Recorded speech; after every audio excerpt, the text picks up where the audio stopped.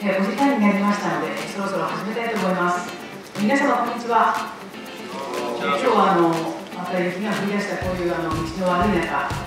るばるこの三島町までお集まりいただきまして、本当にありがとうございます。近い方もお見受けしますし、また遠くからおいでいただいた方もいらっしゃるようで、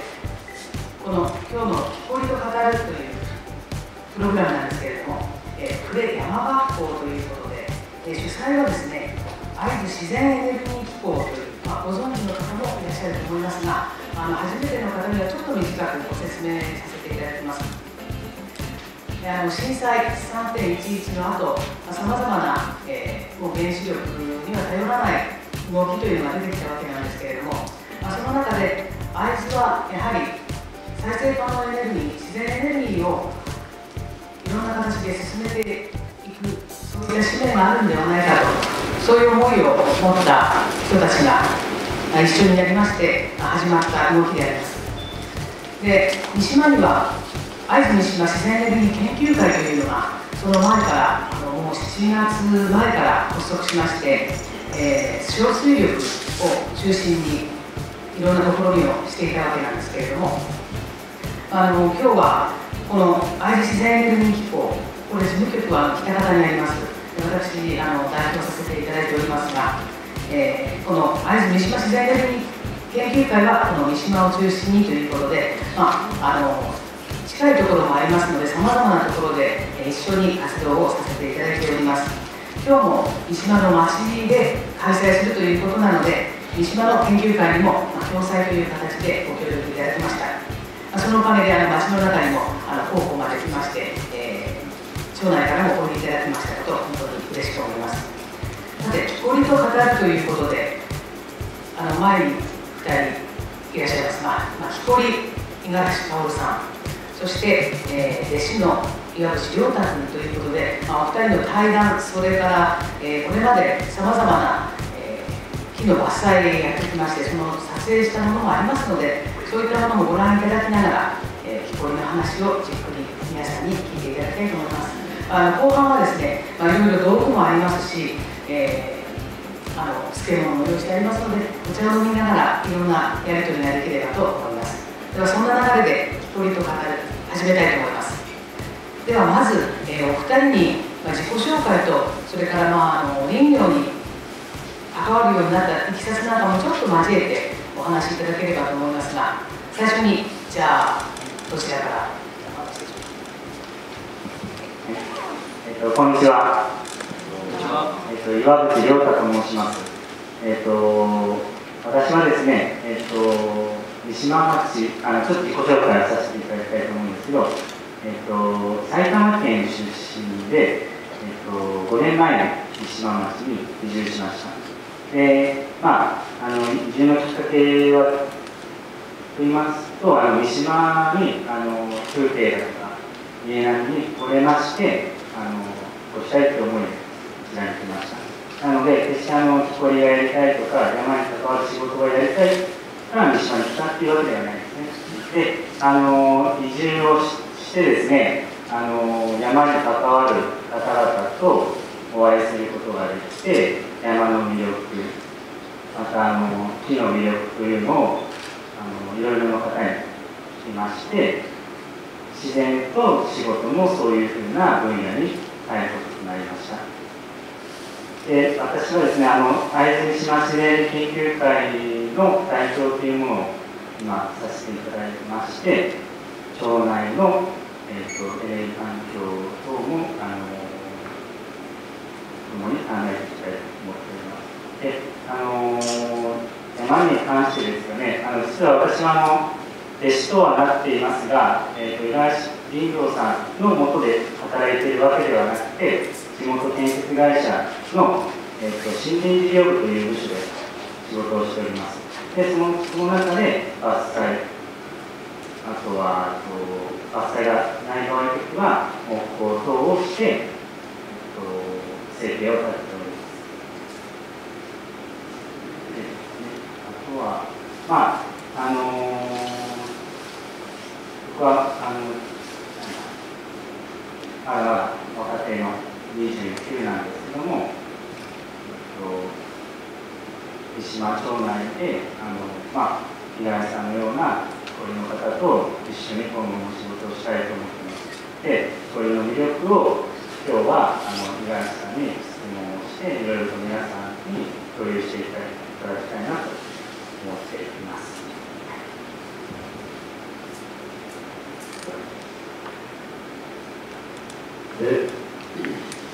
自己紹介させていただきます。今日、自称聞こえの五十嵐薫でございます。何が聞こえなかったと申しますと、約32年前になりますが、川崎の鉄工業を入館しまして、それで戻ってきて、戻ってくるときに、仕事は次の仕事何やろうかというふうに考えながら戻ってきまして、実際に、半年くらい経った頃からですね、自然がいっぱいある島、山に、ここにある木をいかに有効に利用したいなと思ったんですよ。じゃあ、とりあえず有効に利用できるのは何だろう。で、それで別のことだっていう考えたときに、とりあえずじゃあ、しっかりとやってみようかというような軽い気持ちで、教育の道に突入してしまったんですね。で、その当時、中国が量産自体の量産が始まりましたのですが、東京を同じくして、やっぱり値段が下がる一方で、それじゃ飯食えねえぞっていうことで、どうしようもなくて、その機械をやめまして、やめたときはどうするんだみたいな話。で、その時にたまたま、その市民組合さんから、特別の依頼があったんですね。それは皆さんご存知かもしれませんけど、八重洲の中に、虐待な自転車、メモリアの枯れ松を伐採してくださいみたいな、そういう仕事が前に生まれまして、そこは今、現在私の根本的にやる仕事が、教員に対する仕事が始まりなのかなと思っています。で、かれこれも31年、2年ですが、になりますが、これはもともと私の好きではない、生活のために始まっているみたいなところがあります。でもやってるうちにだんだんと木の伐採の面白さ、いろんなその木の特徴が、癖が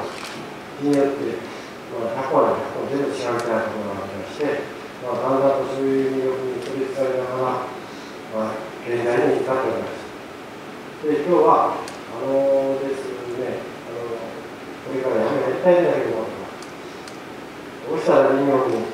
入れたのかと、そういう質問がありましたら、そういう質問を受け付けますので、そちらの方をメインでやっていると思いますので、よろしくお願いします。以上でございます。ありがとうございます。このお二人にお話いただくんですけれども、もう一つちょっと付け加えさせていただきます。どうして会津自然エネルギー機構でこの気候と語るなのかといいますと、やはり、この再生可能エネルギーということを会津で進めたい、国会津でと考えたときに、もちろん小水力という選択肢もありますが、もう一つはこの山という資源を何とかして生かしたい、そして、次の世代にこう伝えたい、つなげたいという、そういう思いがあります。そのためには今後バイオマスということで、バイオマス発電というわけではなく、熱利用も含めて可能性を探っているわけなんですが、なんといってもその山を動かす人が今非常に少ない。なかなかいろんな仕組みも含めて山を動かせないような現状になっています。そこをどこからか打破していきたいということで、まずじゃあ氷の話を聞いて本当に林業に興味のある方が1人でも2人でもおいでになったら、そこから新たな仲間が増えるんじゃないかという、そういった期待も含めての今日のプログラムです。では、話の前にですね、どんなことをしているのかというのはやはり一目瞭然だと思いますので、伐採の記録を取ったものがありますので、ちょっと15分ぐらいになってしまうかと思うんですが、流してみます。そうしますと、こんな仕事をしているんだなというふうに分かると思います。では、お願いいたします。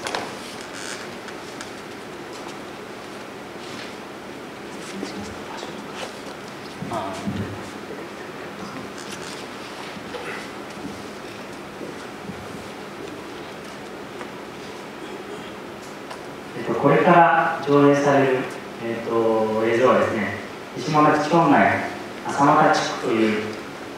のがありまして、その中にある、土地の巨木の伐採ですね。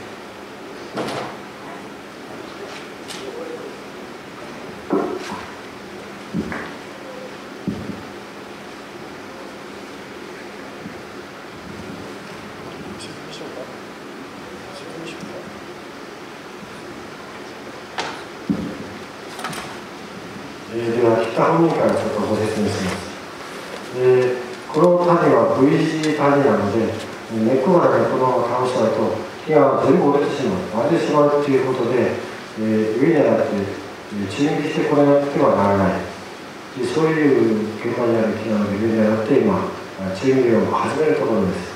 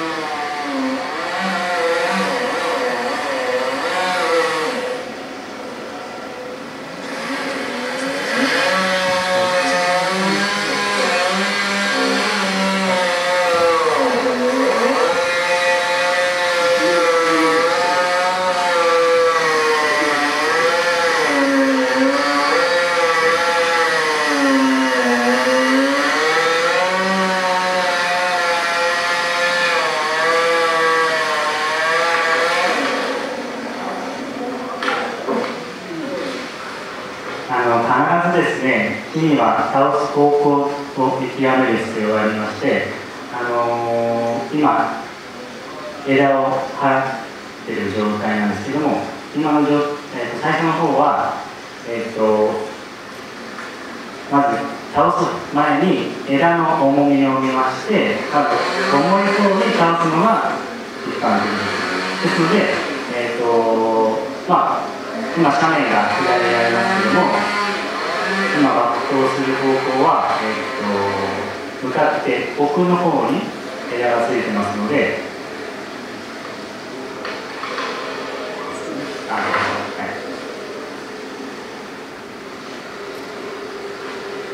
この特殊落下や特抜と言われているものはですね、非常に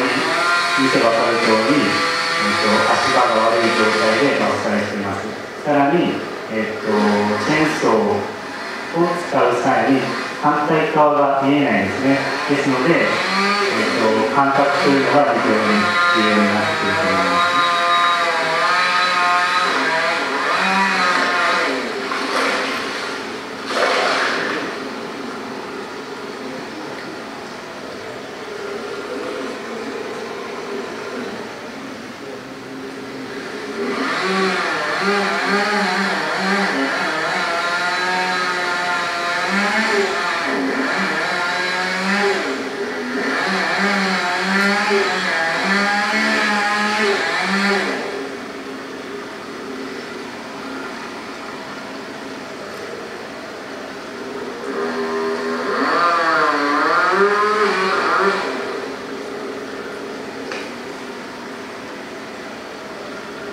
今、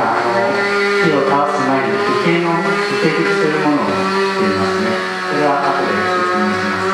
木を倒すための方向をつけるのがまず最初にやっております。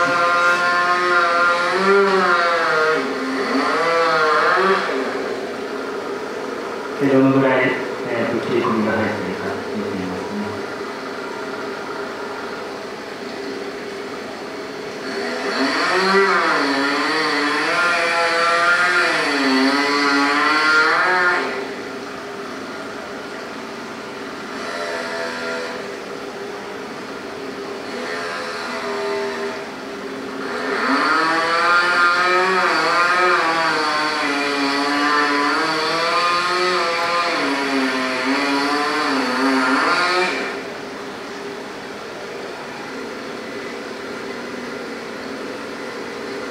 今落ちたのが、受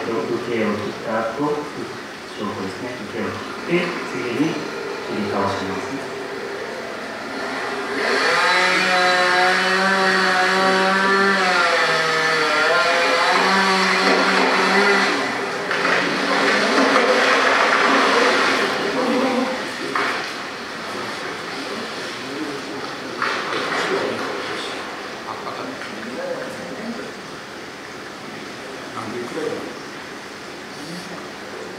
今回のこれは昨年の11月にしたんですけども、樹齢が180年の木でした。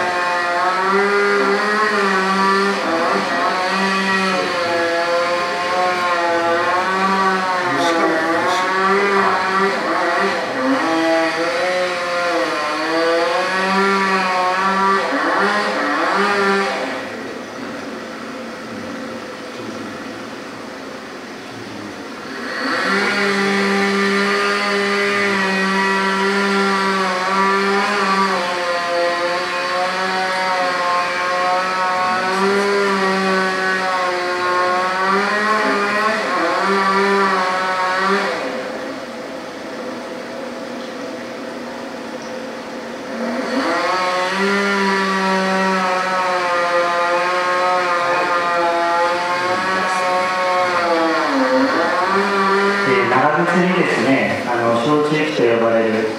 スパイクをつけておりまして、そこで木に食い込ませて踏ん張るようにして自分の体を支えています。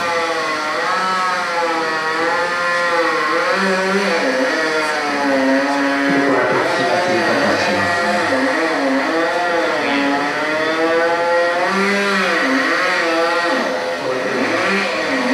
こ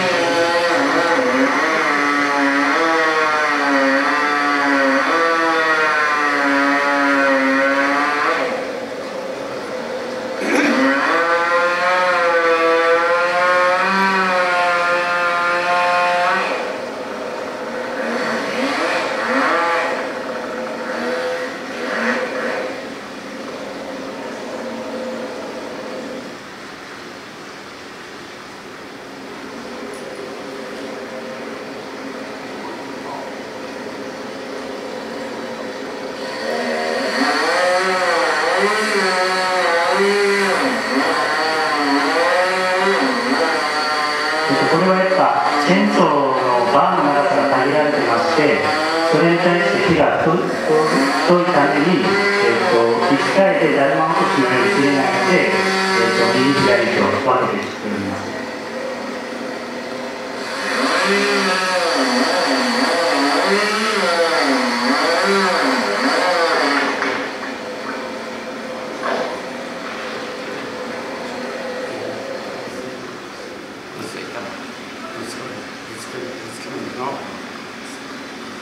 で今回この V 字のところにですね、上から石が転がってきてそのまま、何十年と月が経ってしまったので結構大きな石が集まってました。でそれを取り除くのに結構半日ぐらい、あとその下処理、その木の幹の周りですねをきれいに整えて少しでも土とか石がないのを確認して木を切っております。ですからこれ木を切るっていうのは数時間なんですけども、その木を抜刀するまでに、下準備のかなりの時間がかかります。で、林道から約20分ぐらい山登っていくので、全部自分たちの手で道具を持ち上げています。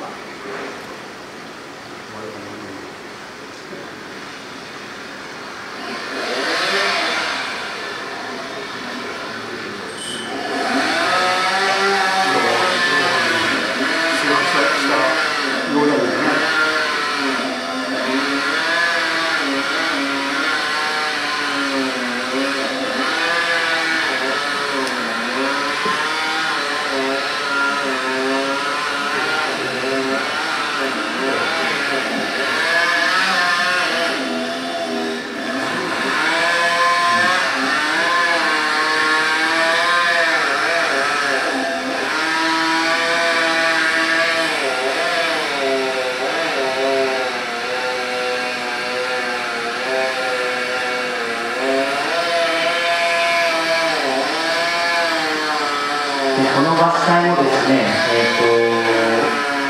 この伐採特殊にまた切っていまして、大きな木ですので、だるま落としのように木をセンスを入れてしまうと、木の自分の重さに耐えられないで木が裂けてしまうんですね。そういったものを防ぐために、まず真ん中から、芯を抜いています。で、一番最後に、上部のにつながっている部分を落として切り離すという切り方をしています。やはり一番大切な部分をどうやって材料を傷めないで切るのかというのがやっぱり技術だと思います。今これは最後の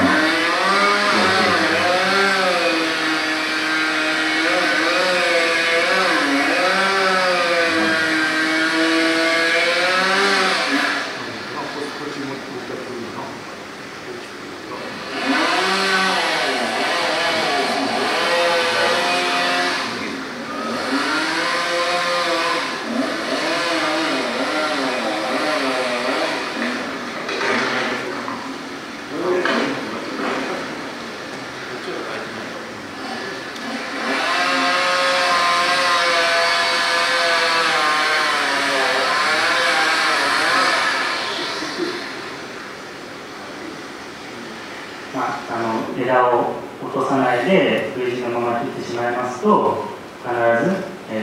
枝が裂けますので、その裂けた部分が幹まで伝わってしまって材料を傷めますので、やはり大きな木、大切な木はそういうふうに切っています。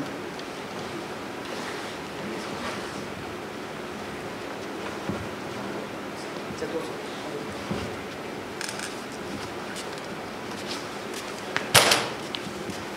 どうでしたでしょうか、こんな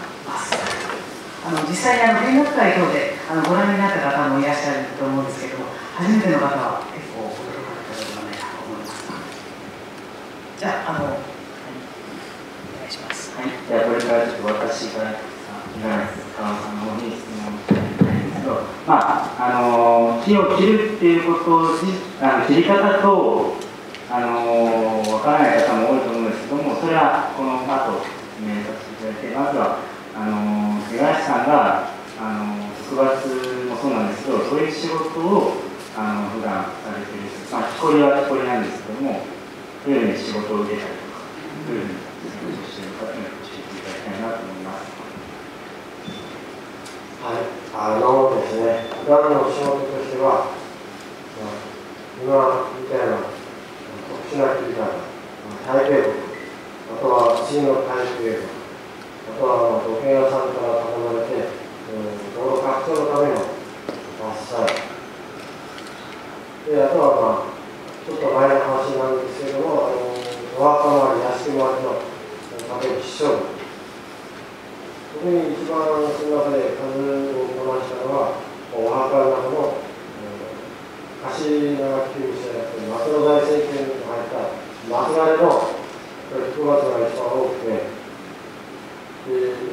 最初ですね、私も筋肉メーカーが先ほどの話で頼まれた仕事っていうのは、9月に頼まれたんです。で、それはもう最初から私も9月の切り方とかなんかある程度やってたんですけども、特に極端なお墓の中での仕事なんか、その時初めて来まして、よし、分かってやってやろうと言ったものの、これ、やめく言ってしまったな、みたいなのがありまして、で、自分の持っている知恵を特に相当に生かしましてですね、なんと分かったことの仕事をやり続けてきた。やってる間に、それが、なんていうんですかね、例えば、その時には、例えばワイヤーを使います、治療法を使います。その時に、ワイヤーっていうのは前、鉄工所で結構、50と100トンっていう日本で作ったものですから、大体このからワイヤー使えば間に合うだろうというのは自分で分かってましたので、そういう問題はなくてですね、それを引っ張ったり、押したりはないんですけれども、そういう道具として、治療法っていう道具があったし、そういうのがあって、使いこなすのに時間が変わったんですけども、なんとかそれを使いこなし始めてからは、なんていうんですかね、仕事としての面白さ、一本の木を切った後、なんですかね、達成感ですよね、そういうのが出てきまして、じゃあもっとこの木をもっと早く、もっと上手にやる。でも最終的にはいかに楽して安全に、なおかつ、切に喜ばれる仕事をする。ということで、安全に早くというのは、イコールそれが、かかる予算の、100万かかるところを早くやってあげれば、それが80万になったり、70万になったりするんですね。そういう意味でやっぱり、頼まれた本人に喜ばれるような仕事をしないといけない。まず自分が怪我したのをしまれたら安全にしなきゃいけない。そういう、全部寄せ集まった仕事の面白さですね。そういう魅力は出てきました。僕はこういうふうに薫さんに木の切り方を見ながら教わってるんですけども、薫さんは誰から教わったのかなっていう感じはすごく思うんですよね。自己流なんです、最初から。本当に自己流で、やってきまして、最初の本当に残ったら、受けを切って、追い打ちですね、こっちが切れば木が倒れる、そんな程度しか教わってません。でも私の亡くなったおじ様にそういう教え方をされて、今日はどうやってくれるんだというところから始まりましてですね、どうやって木は倒れからやれみたいな。その教えが師匠というよりは師匠なのかもしれないけども、いい加減な教え方されたんで、最初はそうだったんですが、それで、いろいろやって木も咲きましたし、危ないこともありました。ということですね。そういうふうに危ないって、で、安全にいかにやろうかっておっしゃって、僕が見てる限りは危険な目に遭っている様子はないんですけど、実際に僕がね、こう見ててやっぱ怖いなって思う時もあるんですけど、本当に危険だった思い出とか、危ねえなとか、ないんですかね、普段。そうですね、ないですね。地震に裏付けされたんじゃなくて、経験に裏付けされたノウハウがありましてですね、そこら辺で、対応してる。大してもっていう時には、やっぱりその治療法があったり、補助ロープがあったり、ということは、耳から近くになってもらうと、そういうことを心がけて仕事をやっていますので、大丈夫なんじゃないかな、とは思ってますね。そうですね、結構道具の名前とかもついて、少し木の切り方っていうか、全く今日来られたことで木を切ってみたいとか、そういうちょっと興味がある方もいらっしゃるので、ぜひ教えてほしいんですけど、ちょっと写真見ながらというか、前の方ちょっと暗くしますか。先ほどから受けを切るとかね、木を切るとか言ってるんですけども、3番目。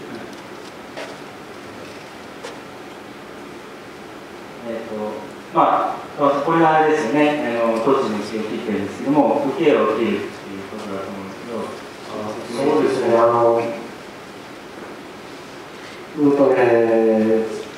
林業関係の専門書なんかには、例えば細い木は3分の1の木を切りなさいとか、太い木は4分の1にしなさいとかではあるんですね。あれはあのまま鵜呑みにしてはいけない。何の裏付けも何もないで、ただそういう木。私がやってた結果でいうと、木は全部一つと違いますので、木の大きさから、例えば片っぽだけじゃなくて、なんていうの、オープンカットみたいにね、こっち来たらまた下を切るみたいな。その状況に応じた切り分けをしないと、なんていうんですかね、ダメなんですね。木が裂けたり、部分的に裂けたりとか。そういうのがありまして、この木はこの後、多分下が平らになってますね。あそこも来てるんですよ。だから木によって、木の切り方っていうのは千差万別だっていうことは、やっぱり、ざっとやっぱ知って経験してるからね。そうしないと、一本調子でやるのは絶対避けたり、怪我したりっていうことにつながるんですよ。それはなぜならばって言いますと、傾いた木を、受けを切って追い口切っちゃったら避けていきます。間違いない。避けないために、切りはどうしたらいいんだっていうのは、そういう協定とか中の本には書いてないんですね。受けは3分の1だみたいな、それが正しいんだみたいなことはあるんだけど、裏付けが何もない。なんでそうしなくちゃいけないかっていうのはないんです。そういう本ばっかりを頼りにして、伐採するんじゃなくて、やっぱり伐採するときに実際にやってる人たちに聞いてやった方が、間違いないんだから、自分はそう思ってます。そうですね、僕も砂から木を切ることがあるんですけども、基本に忠実にやろうと思うんですけど、受けが、まずチェーンソーを平らにこうやるっていうだけで難しいんです。自分では木に対して平行に切ってるつもりなんですよ、こういうふうに。でも、やっぱりチェーンソーっていうのは5キロとかね、10キロ近くするので、こういうふうに木がチェーンソーの刃が前後するんですね。だからそういうのも技術というか、本に書いてあるのはもう何ですか、図ですので、こういうふうに、45度で切りましょう。平らになります。もうそれが前提になっているので、まずもうそういったことを身につけるっていうのだけで結構苦労してますというか、そういうことは本に書いてないのでですよね。書いてありません。本当チェーンソー使いっていうのはだってノコギリだってまっすぐ切れないんですよ。もうこうやって自分で使うとなおあんな大きなものエンジンがついてるので、ハンドがやっぱり技術なんですよね。そうですね。チェーンソーで平らにすれば、この本にはこういうふうに持てば平らになりますよ。チェーンソーもこれできてます。だから平らに切れるかって、これは全然大きな大間違いで、こう持つからその平らに切れるかって、そうではないんですね。自分の感覚が、目線の感覚がいかに平らにできるかが、要するにバンドの平ら、チェーンソーで木を切るときに平らにいくかっていうのがありますので、持てば平らに切れるんだよって教えるんですけども、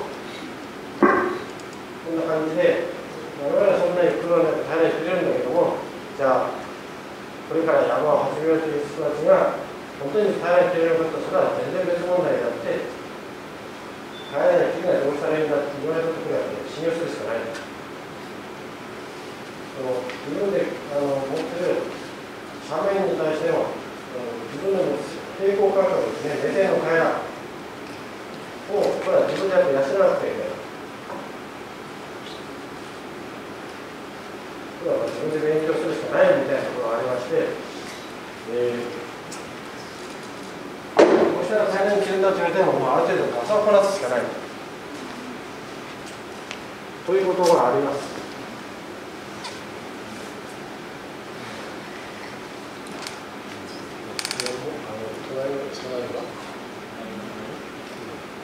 5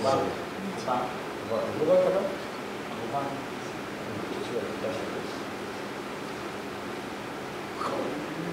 かなり大きな口が開いてますね。これが、いわ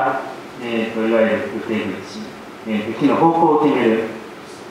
この受けが、木を倒す方向を左右するというか、これがしっかりと方向を定めてないと、とんでもない方向に倒れてしまう。そうですね。で、これが真ん中に水が入ったので、新エリアが出ます。で、この木はね、私一番最初の立ち木で一番太い木で、そこには75センチの板なんですけども、それは芯まで届かなかったんですね。そうするんです。芯が残ってしまった。それでもたまたま芯が上手に割れないで倒れてくれたから切れましたみたいな木なんですよ。で、そこから突っ込みで芯まで入れとる。芯割れを防ぐ。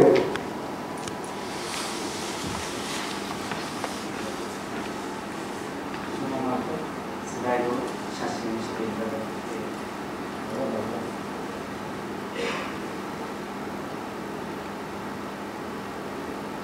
これが今ですね、死んできた木ですよね。かなり大きいんで、大体もう樹齢がこれは何年前ですかね。これはなかった頃なんで300年とかそれぐらいの木ですね。で、周りを先ほど言いましたけど、周りのこういらない木を長木を切ったりとか土が掘ってあると思うんですけども、ちょっと根っこをね少しでも材料を長くしたいということで、幹周りをきれいに、してから木を切ってます。それは僕の仕事でこういうのが大事というか、やっぱ少しでも石とか土があると、チェーンソーっていうのは刃物ですので刃をすぐ傷めてしまうんですね。そうするともう切れ味が悪くなってしまう。そうすると何ですか、余計な木を切る人に負担をかかってしまいますので、なるべくそういった処理をしておくことによって作業性が楽です。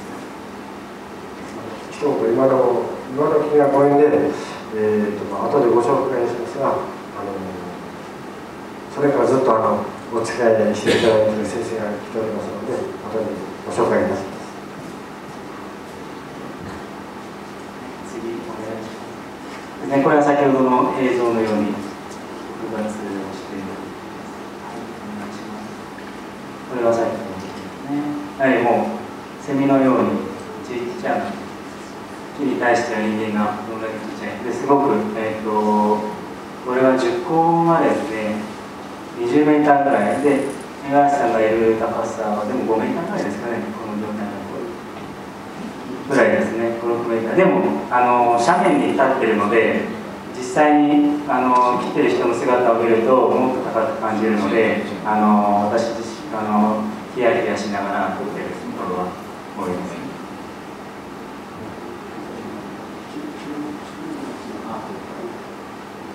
それは僕はちょっといなかったんで覚えてます。そうです。これはこ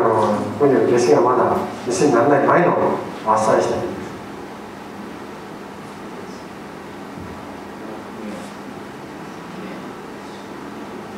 これは先ほどの日本橋の木だと思います。これは弟子がいない時の、これはね、西方のある方から譲り受けた栗の木、樹齢150年くらい経ってましたから、その栗です。った時に非常に寒い時での仕事風景ですね。で、この写真は別な方の撮ってる写真なんですけど、特伐っていうのは五十嵐さんのように木に登る人もいますし、こういうふうに、クレーンを使ってゴンドラを使う人も特伐と言います。で、一般的な特伐っていうのはこういうことの方が多いかもしれません。で、これの利点っていうのは利点っていうか、これは機械が入るところ、車が入るところでは有効に使えるんですけども、先ほどのように山の中とか屋敷周りでどうしてもクレーンが入らないって場合は五十嵐さんがやるようにもう自分で登っていく。ただクレーンを使う場合と自分が登る場合、どっちが安全とか結構どっちも予算的なものがかかりますよね。クレーンって結構入ると高いんですよね。どうですかね。同じ競技だからクレーン使った方がクレーンより高いです。これは私もクレーン仕事をあちこちでやってますけれども、要はクレーンの使える仕事は楽なんですよ。その切った後の2の始末がクレーンが運んで持ってってくれます。ところがクレーン使えないときは下にどうしても何らかの形で落とさなくちゃいけないと、自分たちが片付けなくちゃいけないと。そういう仕事が増えますので、あと登るよりも楽なんですね。ゴンドラで木に登っていって、でこれは種巻にゴンドラつけて、こで木を吊ると、そういうやり方だから、ずっと楽でやれる。またなおかつ安全である。で安全であるといっても最近このクレーンで死亡事故も発生しています。木から落ちての死亡事故もあるんですけれども、とにかくこういう仕事は危険な仕事ですね。どっちにしても。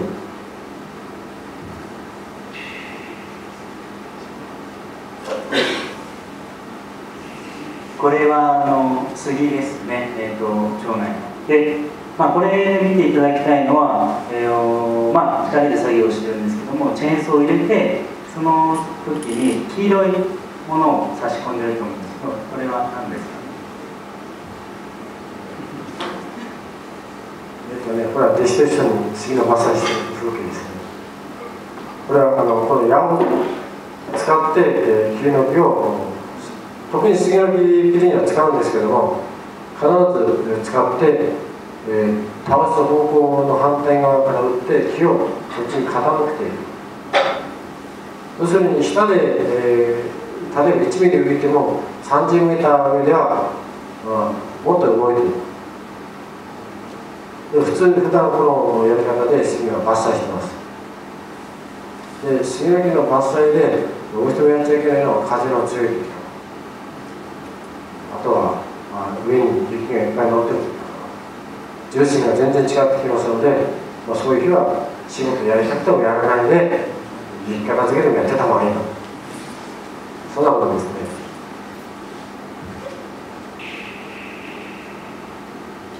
これは一人でね、僕が撮ったのかな。今みたいに矢を叩いてより安全に作業するという、多分なくてもできる場所もあると思います。ただこれを使うことによってより、安全に木の方向をなんですか、木が今言ったように、矢を入れることによって傾きますので、これは、プラスチック製の矢ですね。で昔は鉄矢とか使ってたんですよね。金属製の矢を使って、ですのでこれはこういうふうにチェーンソーがこうなんですか、切っても安全なんですよね。で矢を叩く際にはこういうふうなハンマーを使って、結構これは何キロか結構重たいですね。こういうのを使って叩いてます。で、五十嵐さんはですね、特殊伐採で土地のもそうなんですが、杉もやってます。で、あと一番ガラスさんが素晴らしいというか、取り組みで素晴らしいのは霧の木ですね。で、三島町というのは霧の名産地でありまして、今でも1本10万円とか20万円とかする木が出てきます。霧だと1本1000円とか2000円とか。杉ですね。杉だとこんだけ値段が変わってくるんですよ。ですので、霧を切る際はより丁寧に切ってるっていうのが見受けられますね。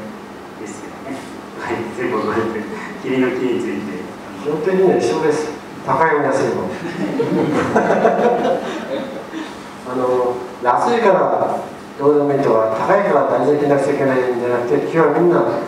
材料としてやっぱ価値のあるものと見て仕事しないと、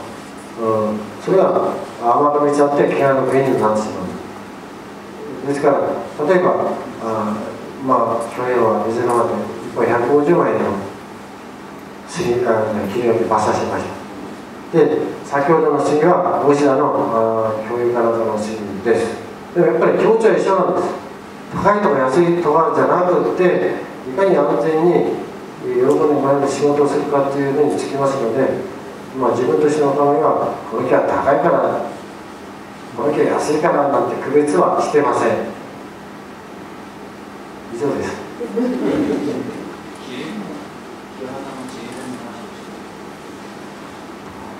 わかりました。よくわかりました。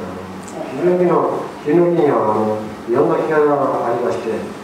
ちりめん肌だったり、ラクダ肌だったり、あとは片方はちりめんなんだけど、もう片方はラクダみたいなゴワゴワしてるとかのがありまして、なぜそうなるのかっていうのを私もよく分かってないんですけども、感じたところをお話しします。ちりめん肌が一番よく出るのは昔炭焼きした窯の周辺ですね。あとは風当たりの強くないところで、自服はいい自服なんだけども育ちが鈍いところはちりめん肌がよく出てます。ちりめん肌の特徴としまして、この肌に本当はフルクイスの茶色っぽいのがポツポツポツポツ出てるんですね。それがなんか一番いいような木みたいに切ってても芯が真ん中にいってるとか寄ってないとかっていうのがあるみたいで、逆にラクダ肌っていうのはじゃあ悪いのかっていうと、見た目は悪いんですね。確かに。だからラクダ肌の特徴はその年輪がしっかりしてるとか、そういうのがあるんですね。しっかりしてるっていうのは年輪が太めだということは、日光によく当たれる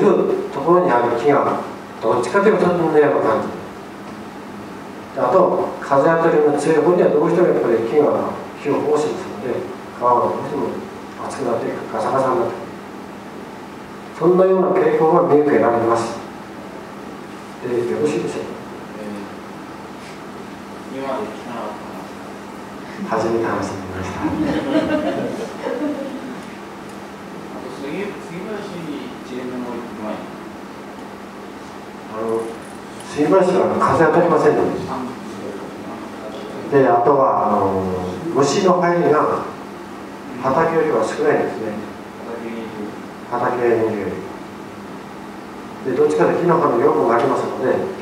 どっちかといえばちりめんかちりめんに近いような肌です。ただし年輪は細くなります。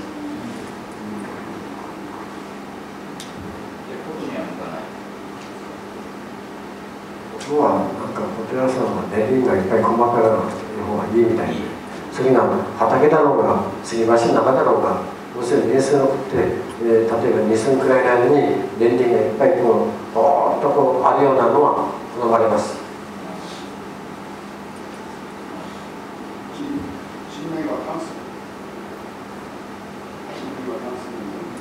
あとは木の太さですね。これが言います取れるから、じゃあ例えばタンス屋さんに行くかと、それはまた別で、タンス屋さんの買いの値段と買えない値段があります。でそこでは売る値段と買いの値段の差が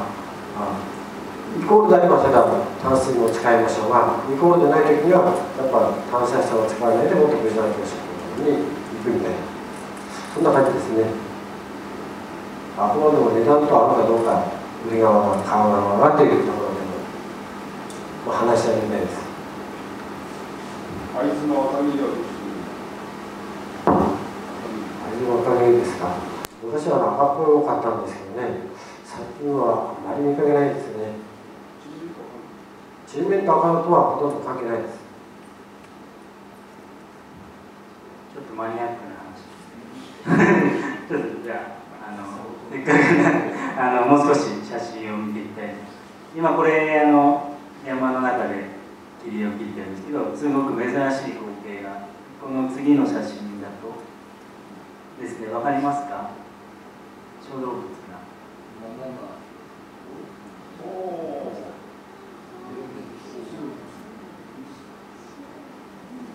この次の写真だと、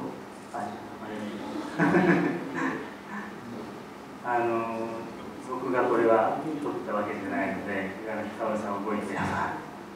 どんな覚えてるか。私もですね、最初全然気がつきませんでした。で、写真撮ってる方も最初はいるのもわからないで写真撮ってたみたいです。で、偶然をした写真がどこだっけな、もうちょっと送ってもらえます？あ、これ次だな。もう2枚しかないんで。もっといっぱいあったんだけど、なんか今回はこのに入ってないんで。これ、どうしたわけなんだかね、切ってる最中に出てきたような感じで、来たかちょっとわかんないんですけども、歓迎されたのか追い払われようとしたのかちょっとわかんないんだけど、たまたま、これだけです、こうやって出てきてるのは、今までずっと写真撮ったりなんかしてて、実際に映り込んでるのは、本当に偶然じゃないか、必然なんでしょうけども、本当に珍しい写真だと思います。これ、モモンガです。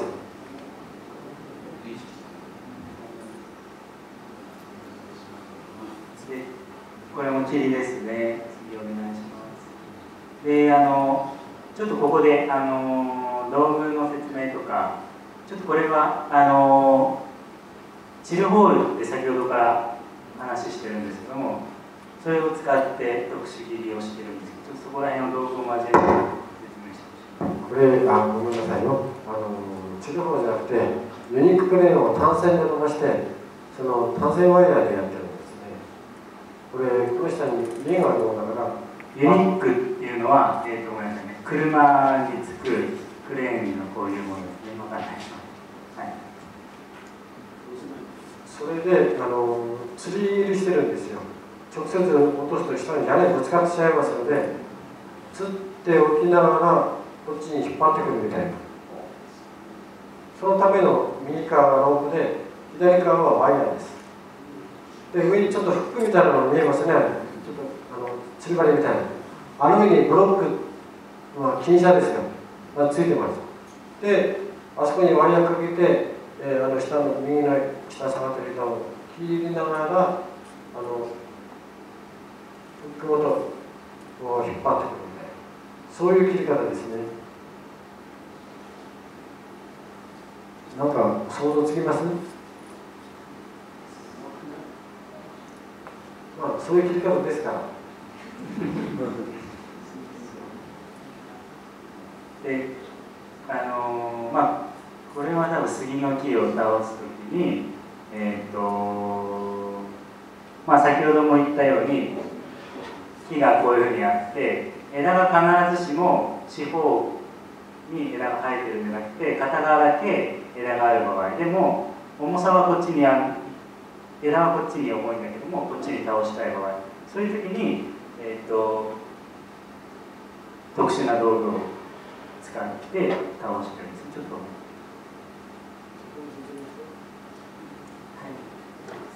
これがチルホールという機械で、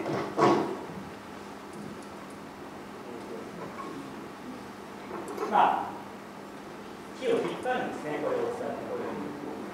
そうするとワイヤーがつながってますので、勝手に木がこう傾いて、もちろんチェーンソーでこう切り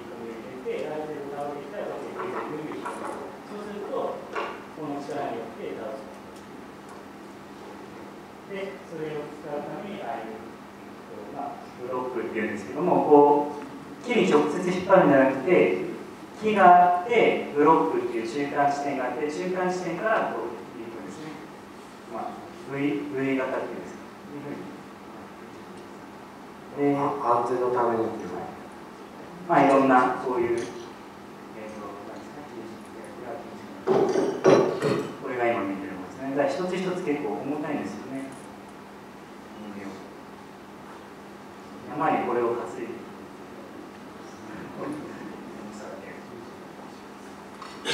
こういうものを持ってきたりしてまず次の写真これが使ってるですね。で、五十嵐さんが切って私たちが引っ張る。で、これはもっと道具がない場合、これはですね、ロープでも十分間に合うという状態の木です。人の力でも十分ですよみたいな。そういう時は簡単にロープをかけて、ロープで2人から引っ張ってもらう。これ4分のロープですから、その西部ロープですから、大体、幅のケース1トンくらい。人間が2人くらい引っ張っても全然問題ない。そのくらい強度がありますので、だからこういうことをやるときには、必ず使う道具の強度を知っておくというのは非常に大事なことなんです。それが分からないでやっちゃうと事故の原因なんです。そういうロープがそれは虎の子ロープですので、それはこういう仕事に使っちゃいけないわけです。あくまでも安全策とか、そういうところに使うロープで、こういう力仕事かなんかで使うみたいな前提では作られてません。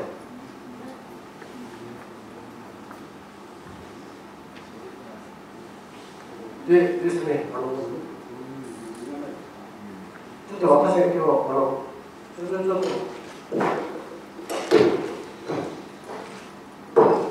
前中仕事やってあるんですから、暇な仕事やって、今度はロープの結び方となんかちょっとやってみましたので、参考になれば回してください。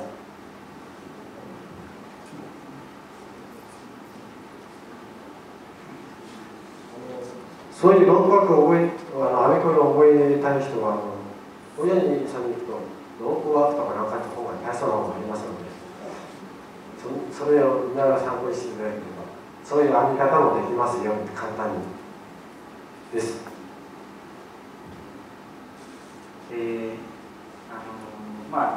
今まではちょっと木を切るメインの仕事をお話ししてきたんですけど、これがちょっと林業全体、木こりだけじゃなくて林業全体の話をどういうことを林業というのはしているのか。なんですか、人が使う道具っていうのは今見てるぐらいの道具なんですけども、木を切った後に、その材料をどうするのかとか、どうやって引っ張ってくるのか、もちろん昔はね、それで引っ張ってきたんですけど、そういうことも何十キロ、何百キロっていう重さですので、こういった機械、これは何ですか？これはね、グラップルです。今日わしづかみにして、運ぶ機械ですね。右から左にとか、左から右にとか、立ってる木をこう押さえたりとか、そういうできる機械です。次お願いします。そうですね。これが今掴んでる状態ですね。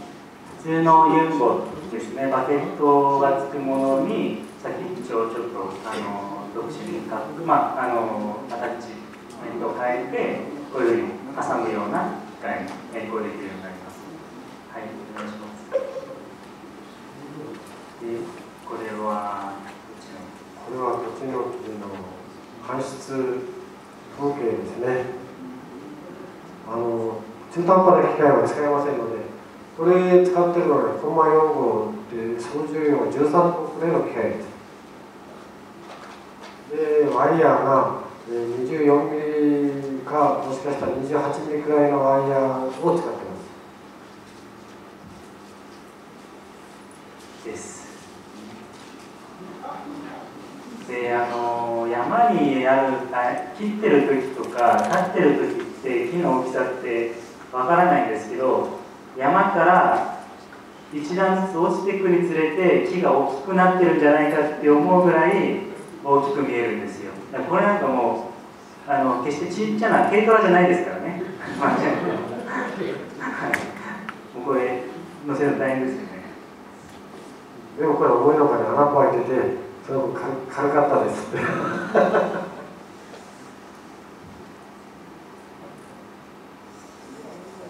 これは弟子がまだいない時の仕事で、これね、マガタっていうところの先に雫の山っていうところがありまして、その向かい山の頂上まで行けない、そのちょっと下下りからの冬間のスノーモービルに夜の搬出をやってるとこ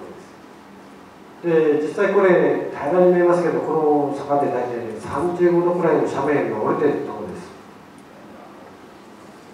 で、先に行くとあそこで90度くらいの急カーブになってて、ちょっとこれはもう度胸試しみたいなところありまして、このスノーモービル搬出っていうのはもう訳が分かんなくなったらスノーモービルをぶん投げて自分は逃げるみたいな、そんな覚悟でないとできないような感じの仕事ですね、これは。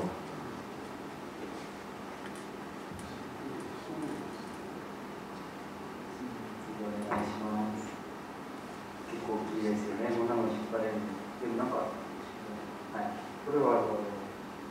ですね、会員の上に使って、治療器が大きかったものだから、それで人の力ではどうしようもないから乗せているところですね。で、さっきこの木は多分さっき桃が止まった木です。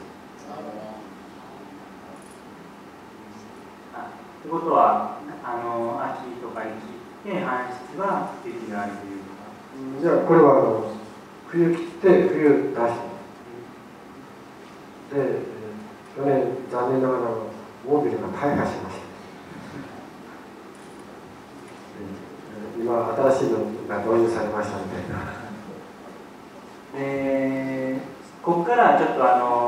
私たちの仕事ではないんですけども、参考までにと思って、で山から、これは杉ですよねを大量に出してきて、この材料を大きな製材工場とか、パルプ屋さんとかに出すんですけども、そういった時に使う、大型のトラック運搬車ですね。はい、でこれは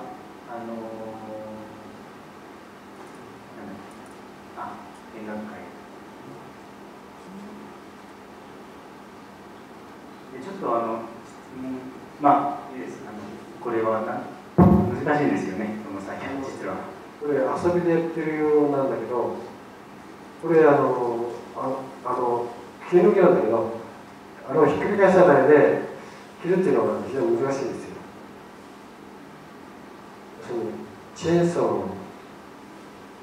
本当に切れるチェーンソーを使わなくちゃいけないし、でどこからどういうふうに、チェーンソーの例えば跳ね返るようには使えないか、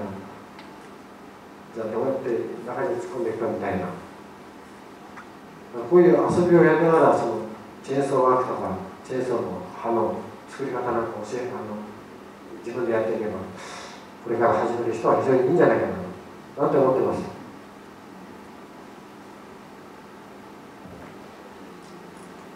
でちょ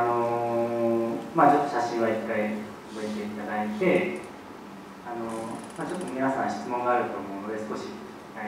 でちょっと僕も質問が一つあって、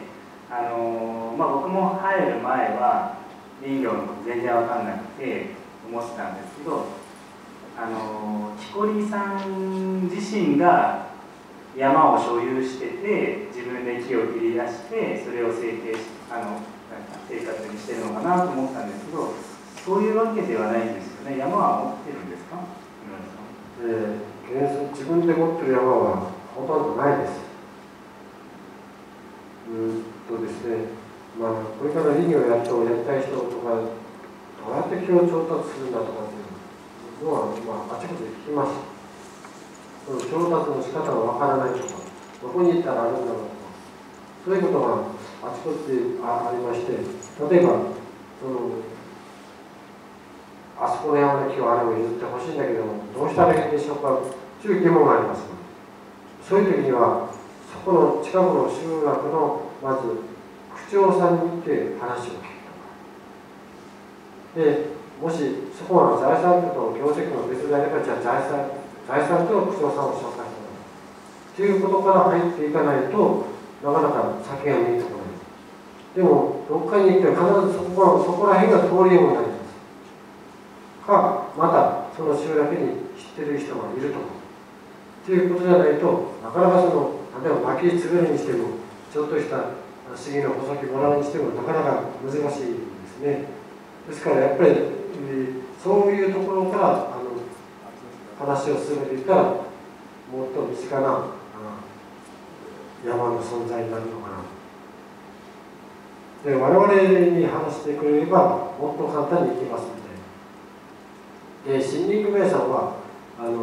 大きな地域のまとまりの森林組合ですので、一集落の所有者がどの頃になってくるのかと把握してませんので、仕事を覚えるために森林組合に入ったいというのはそろそろでいいんですけども、ちょっとした自分で使いたい材料の調達っていうのはなかなかそこではできない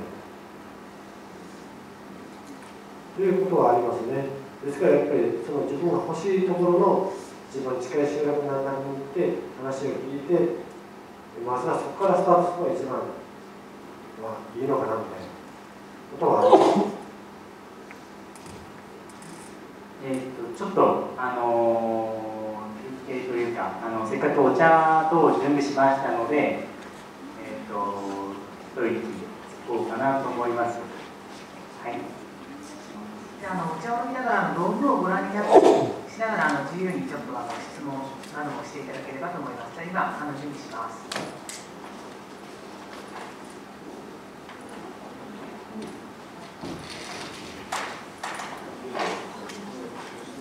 はい、どうぞ。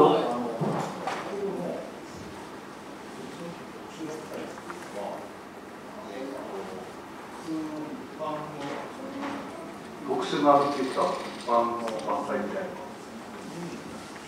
何を特殊に言ってるかな。そうですね、切り方するものは特殊ではないです。ただ、なぜ特殊なのかというと、じゃあ普通来てる人切れますかっていう問題なんです。まず、どんな切り方をすればいいとか、そういうのは全然わからないですね。普通の切り方しかできない人たちは。木も見極めなくてはいけない。その技術、機能があるかどうかっていうのも大事なところなんです。そういう知識を皆さんが持っているかというと必ずしもそうではない。普通、私は山で伐採してますっていう人たちが、じゃあ、大きな木を見て、あなた来てくださったときにどういう切り方しますかって話です。じゃあ、全然こう、普通の人が切れないような伐採のことをします。普通伐採っていうのは木の上に上がったり、枝を払ったり、上から中撃して下ろしてきたり、あとは、河川みたいじゃないんですけども、そういう治療法を操作して木を倒すとか、あと先ほどクレーを使ったりとか、そういう伐採のことを、総称して特殊伐採で今呼び方されてますね。地域によってはソラシみたいな、ソラシみたいな言い方されているところもあります。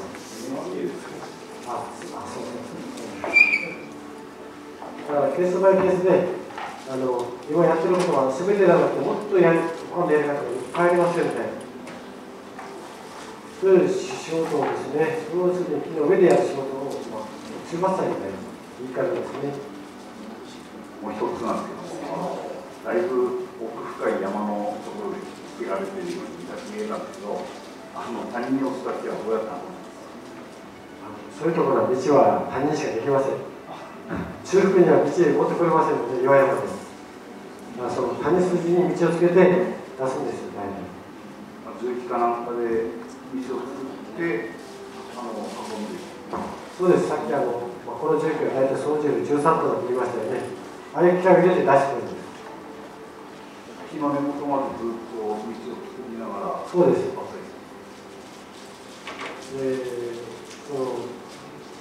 ただ単に土地だけ切ってるんじゃなくて、これはここにない方が、例えばさっきの下の木がもっといい木だからこっちが行くんですよ。これを倒れることによって下の木全部倒しちゃうからこれを切って置いた方が今いいんじゃないかということでやってます。だからもっといい木いっぱいあるんですよ。ただでもこれは絶対将来的に残してた方がいいっていう木は切りません。でこれから写真に出てくると思いますが、直径2メーターくらいな土地の木が倒れてその下木も全部倒しちゃったけど何にもなくなってしまうみたいなところも、写真に出てくると思うので、そういう木見ながら比べていくとなんとなく理解してもらえるのかなみたいな。最後なんですけど、この土地の木を伐採する依頼者っていうか、どういう方はどういう方が依頼者ですか？これはですね、土地の王国といいまして、ここに安倍弘明先生がいらっしゃるんですけども、さっきこの木であの方を知られましたって、先生、木の方の専門の先生なんですけども、皆さんで相談して、これは残そうか切ろうかということで、切るんですけども、それで、これは坂目健生さんに事務所があって、それをと、何だっけ、切るのは土地の奥に切るんですけども、それは、その木を春は見学して、伐採前に見学して、で伐採に見学して、で製材会も見学して、そういう一連の流れでやってるんですね。その中で繁華会をして、皆さんにその木を使っていただきました。で決して高く提供するんじゃなくて、赤字にならない程度のギリギリの値段で皆さんに使ってもらって木の良さを知ってもらうというところでやってます。で、詳しい内容は後で先生紹介して詳しくお話しいただきますので、短時間です。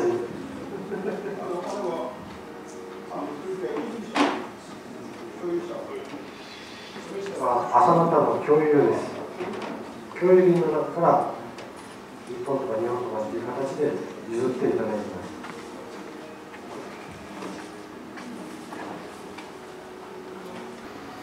ですね、ここは絶対切った方がいいってやっぱ杉林ですね。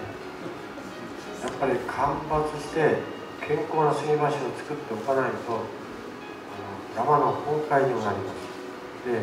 所有者が手を入れなくても第三者的に手を入れられるんであれば入れていただいて、ちゃんとした木を育成してもらう。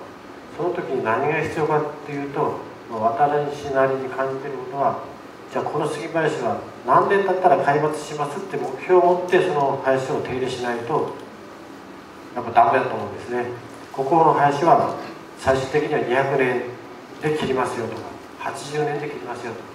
ここはもうずっと置いとくなら将来的にずっと置きましょうかみたいな、そういう林によっての計画伐採をしていかないと、ただ単に植えても需要も供給もなかったらしょうがない。で、計画伐採していくことによって自分たちがじゃあ80年後に切らなくちゃいけない状態になった時にはちゃんとその道筋を作っておかなくちゃいけない。そういう計画性を持ってやらないと、やっぱりこれから林業として生きるためにはそうした方が絶対いいんじゃないかと。で、80年後に切るための大体最終的な一旦あたりの面積の本数をいくらしなくちゃいけない。じゃあそれに向けてのこの間伐のなんていうんですか、5年10年15年ってやっていったとしての抜く本数が決まってきます。で、決まってくることによって、じゃあ40年後には第1回目植えますとか、第1回植えますための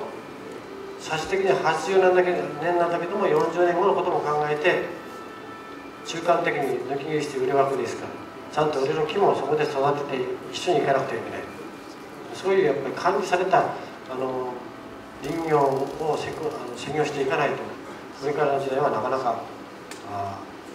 まくないんじゃないかなみたいなとは思っています。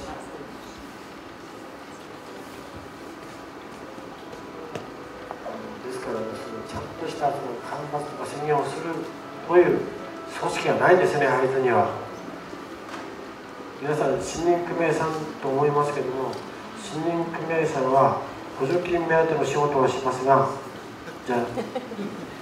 杉林をちゃんとつけましょうという仕事はしません。もしいたらごめんなさい。見るにそういうことが明確にありますので、本当の意味でやっぱり80年開発するならば、80年後に開発する仕事をしていかなくちゃいけない。そういう仕事をちゃんとやる組織とかなんか会津にありませんので、まあできたら私はこれから作りたいなと思ってますが、なかなか人材がおりませんので、皆さん一つご協力していただけるようなやってきたと思います。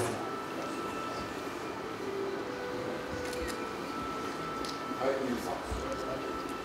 薫さんが仕事を始められた頃の、例えば木1本の値段と、今の先ほどそうです杉が何千円だった、もしくは木だとちょっと値段が上がる、その値段の差はあると思うんですけど、昔はほら、それで採算がずっと取れて食べれなかったんですけど、今多分同じ状況だと難しいのが現状だと思うんですよ。今そのメヒでその採算に乗れているっていうのはどんなふうな特殊な性があるんでしょうか。会津においては多分ないと思います。と、言い切っちゃっていいのかどうかちょっと分かんないんですけども、私が当時山始まった時のしいたけから原木林から始まったんですね。原木林一旦あたりの値段が原木という形で売買だと大体一旦3万円くらいです。一旦の値段で、その当時のパルプの値段が1万5000円から2万5000円くらいです。原木林よりもちょっと安めだったんですね。じゃあ杉はっていうと僕大体何材で2500円から3000円ぐらいだと思います。でいいもので、僕1万円とか2万円とか3万円とかっていうのもありましたけども、普通一般流通するので、3000円くらいが平均だったと思いますね、並材で。今はというとですよ、原木林だったら一旦多分いい林で1万5000円くらい、パルプ屋さんだともう8000円から1万5000円くらいかな。で杉に関してはもう何でしょうか、もらってもいりませんみたいな感じで、本当に欲しい人たちがじゃあここを譲ってくださいっつって僕1000円くらい出すんでしょうかみたいな並材がいいとそんな値段ですね。はい。薫さんが今まで仕事した中で、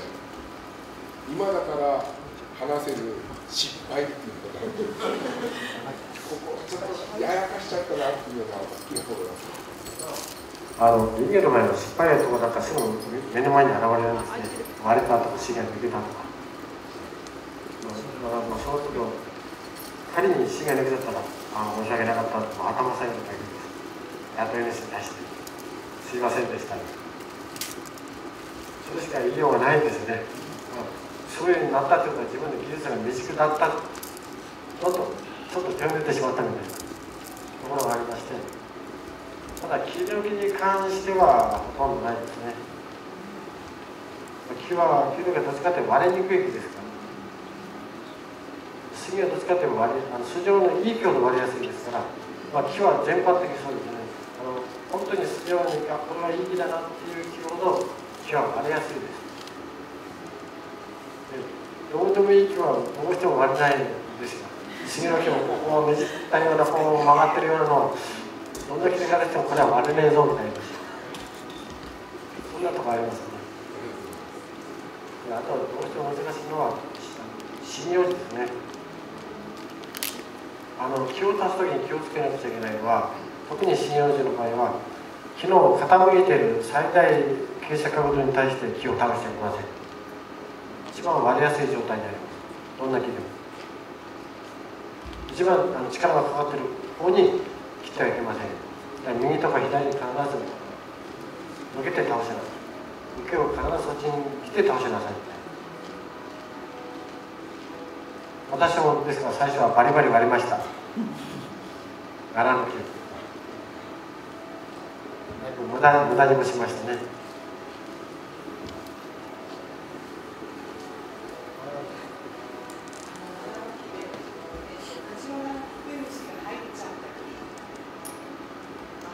ったのはもう先ほどなんですけど、親玉としたなっていうようなそういうことがあって品川に入った木はやっぱり来た方がいいですね、すぐに。ただ防除っていう形になると、例えば幅200メートル、長さ1000メートルとか2000メートルっていう範囲で処理していかないと、本来のその進行は止められないみたいです。その場限りで装置だけを処分していっても、それは行政がやりましたみたいな仕事で、本当に止めるんであれば、もっと山をどんどん切っていって、昔の里山みたいな状態に戻しちゃった方が多分いいと思います。そう、開発するんです、基本的に。ならば開発してもすぐ、なんで5年くらいですとまた芽が出てきますので。柏の虫が飛散する時期と計算はしなくていいですか？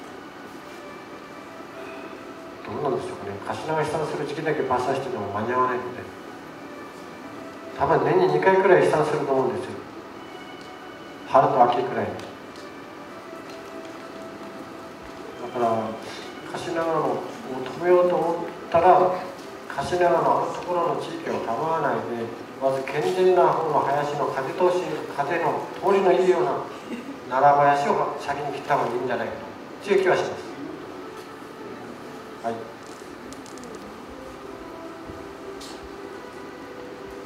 食べてください。せっかく用意しました。ご報名が質問なんですよ。はい。はい。全く門外観。人手は不足なんです。ですね、西尾町に聞こえと言われる人は2人しかおりません。弟子が1人。で、金山町、只見町、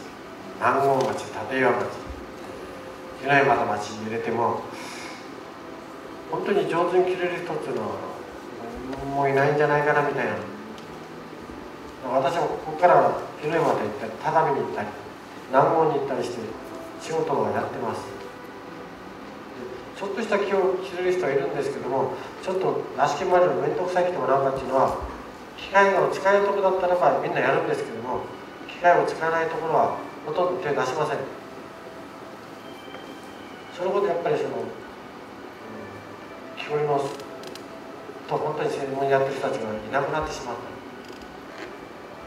これから見たら、じゃあ今度増えた場合にその人たち全員がご飯食べていくことができるぐらいの。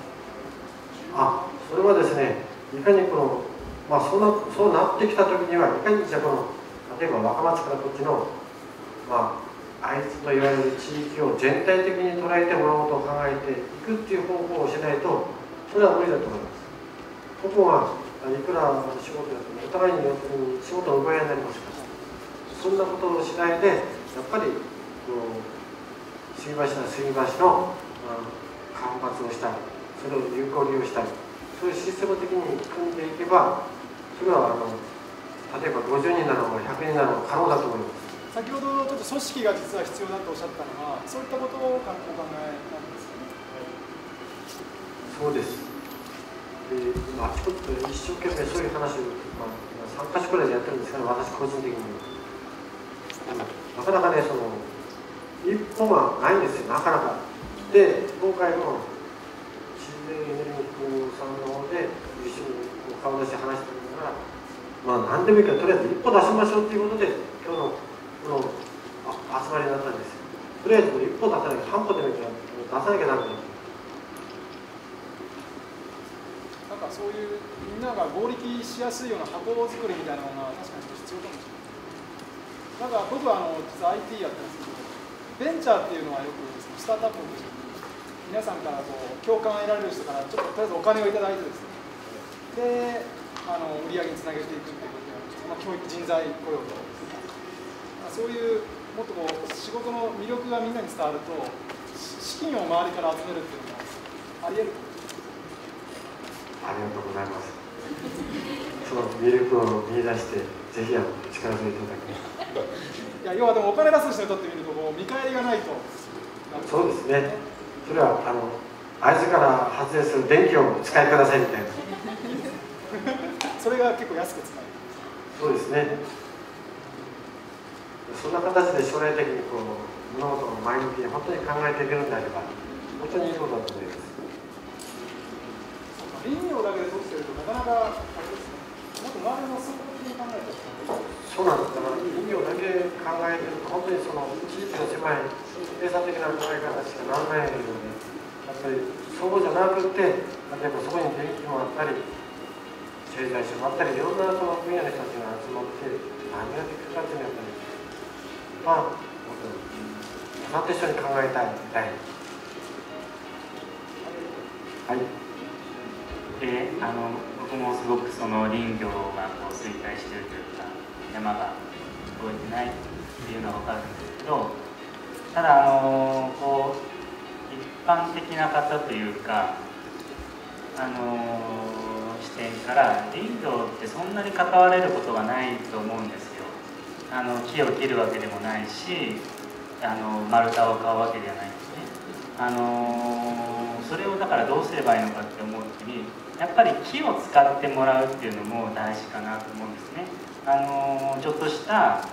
工作とか趣味で DIY とかやる方とかがやっぱりホームセンターに行ってベニヤとかをね買ってきて作るのもそれしか多分ないと思うんですけど、だからそういったものを杉の板を使ってもらうとか、何ていうんですか、その木を切るっていう行為のその次のステップでもっとみんなにこの木の魅力を知ってもらえればいいなと思ってます。で、僕自身も森の仕事所というウッドショップをこう会社で運営してて、そういった場所で今はちょっとその土地の木とかね大きな木をこう販売してるんですけど、もう少し小分けに板をね売ったりとか手軽に手に入るような材料を売っていければいいなと思ってます。林業と別に比べるわけじゃないんですけど、農業っていうのはやっぱ全然違う、同じ一次産業でも結構違う部分が多いなと思って、農業っていうのは自分でこう物を作って販売している。でも林業って五十嵐さんもそうなんですけど、自分で桐の木とか育ててると思うんですけども、杉なんかは持ってないし自分で育ててないんですよね。だから五十嵐さんも木を買う、山を買う。でも今は山を持ってる人も材料丸太を売るっていう気持ちもなくなってて、どうせ安いから。そこら辺がこう歯車がもうそこでもう噛み合ってないので、やはり林業とか山部門に興味がある人をどう引き寄せるかっていうのを前に、やっぱり木の魅力とかその山を動かすっていうのは、山の材料を何に使うかっていうのをやっぱ僕らも考えて PR していきたいなとは思います。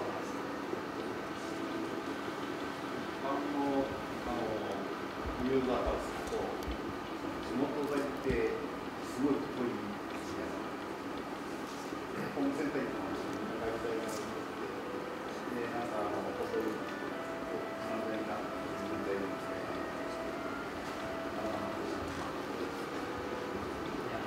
おっしゃる通りで、僕ね、なんでそれ今最近思ったかっていうと、つい最近番家町の友人の家に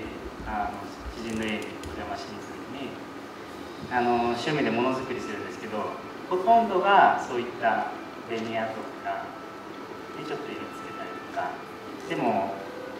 それが別にダメっていうわけじゃないし、でもその人もそういったように地元材があればおそらく使ってくれるだろうなってすごく思います。だから家を建てろとか丸太を買えとかそういうことは絶対言えるものじゃないので、ここら辺のはけ口も考えたいなと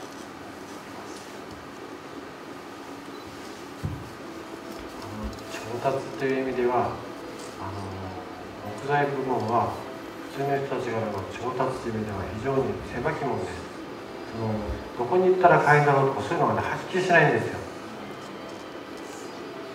これは何て言うんですかね、特定の人たちが特定の人たちのためにやってるみたいなところがありまして、例えば製材所さんであったらばあそことあそことあそこから木を買うとかでここに売るみたいな、その一般向け、例えば板1枚2枚みたいなことやってないんですよ。でこれは木の世界がもっと狭くて、今日例えば愛知で1本100万円の木の誰が切ったぞっていうと、もうその日のうちに全国に知り渡ってくるんで、それは福山の業者だったり大阪の業者だったり京都だったり、もうあっという間に知り渡ってしまうみたいな、そういう世界なんですよ。要するにそれだけ閉ざされてしまってる。その IT で発信してるから行くんじゃなくて、電話一本出てしまうみたいな、そういうのがあっという間にパッパッパッパッパッとそのネットで流せるともっと早いみたいなそういう狭い世界なんですよ。ですからその木材と言われて、じゃあ地産、先で言われた地産地消といっても、例えばバーゲン橋でこの道の駅建てますね。あそこ地産地消と言われたけれども、じゃあバンゲーの杉島なんかのどれだけ使ってるんですかってほとんどないんですよね。三島から行ったり、足りないなどっかの市場行って買ってきたり、まあ、とりあえず地元の製材所でやるから地産地消かみたいな、そういうところがありまして、本当に地産地消と言われるようなことはみんな言うんですけども、そのシステム的に出来上がってないんですね。どこの町でも。例えばそれが東北電力の保証部だったりもするんですよ。とりあえず例えばバンゲの製造所の山積みしたから地産地消だみたいな。本当の意味での地産地消にはまだなってないんです、林業の場合は。はい。そうすると、そういう木こりという技術者集団の方がまずいるっていうことが前提に立っていれば、先ほど言ったようにヒアリングするなりして調達できれば、それはもう木は入手できます。木こりの人の力さえあれば、山さえあれば、そこから一般の人の木は仕入れることができるんです。それは可能です。可能ですね。特になんか参入障壁があるわけではないです。それはないですね。どうしてもなんか参入とかなんかってなれば、一番にっていうの入札権が必要だとかというのがあります。でそれでない、例えば我々から橋が欲しいんだけども切って自分がそれでうちを作りたいなんていうのがあれば、それは可能です。だからもしそういう方がいれば、昔は今は大工さんが木を選んでとか親方やってますね、棟梁と言われる。昔は木こりさんがやってたみたいですから、その棟梁と言われる木を、この木は何に使うか、この木は何に使うかなんてのは、みんなその山の木を切ってた人たちがなんかやってたそうです。でいつの間にか大工さんに変わって、今は工務店になってるみたいで。あと問題なのは、そういう事業があったと、地産地消と言われた事業があったときに、今入札で土建屋さんが入ってくるんですよ。じゃあ本当にその木を扱っている人たちに、その仕事をちゃんと受けさせるのかっていう、そういうシステムになってなくて、その資格さえあればいいみたいな、木は分からなくてもそれを取り扱ってますよみたいな資格がすぐもらえるみたいで、それ持ってれば何でも入札できるみたいな。でそれ入札して、お前のところでお願いしますみたいな、言われはりますよみたいな。本当に木をしている人たちがやってないみたいなところがあります。ちょっと極端な話で、うち兄が大工やってるんです。その僕は工務店やってるんです。例えば今ラグジュアリーでお金持ってる人いますとして、金に糸目はつけません。じゃああそこの山で切り倒した山で家作ってくださいって出た時に、今の工務店の人は受け入れないじゃないですか。工務店じゃ無理ですね。やっぱり入手木材を切るところが全くできないわけですからね。ただ工務店がそういう人たち知ってれば、多分仕事が受けると思います。でそれに例えば川村さんのところの技術集団にじゃあお願いしますって言って、例えば大阪なり、東京なりに来てもらって、そのそばの森林を伐採していただくなんてことは可能なんですか？それは可能です。やろうと思えばやろうと思えばできます。つまり木こりの技術者集団の人は別に会津じゃなくて他でも活躍できる。それは木は基本的に技術的なところ一緒ですから、ただその場所が違うだけの話であって、また木取りとかなんかはその地域の木取りが